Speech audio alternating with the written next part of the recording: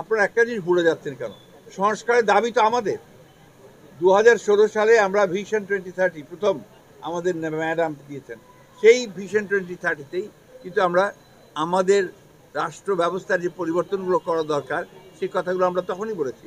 এই যে আজকে আপনার দ্বিকক্ষ বিশিষ্ট পার্লামেন্টের কথা উঠছে এবং সরকারও মেনে, আপনার সংস্কার যে কমিশন তারাও বলছে এটাই করতে হবে, তো এটা তো আমরা তখনই বলেছি, তখনই সেটার মধ্যে আছে।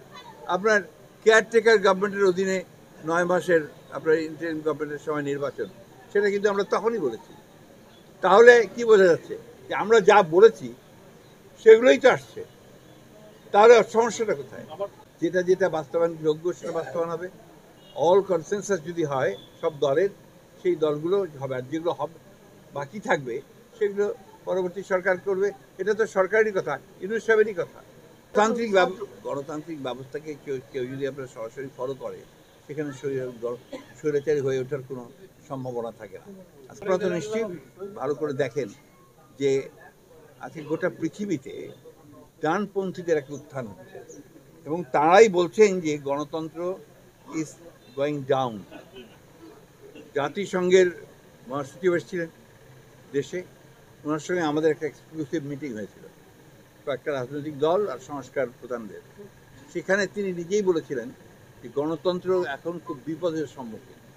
গণতন্ত্র বিভিন্ন দেশে ডানপন্থীদের উত্থান হচ্ছে, কর্তৃত্ববাদের উত্থান হচ্ছে, গণতন্ত্র নিচে নামছে।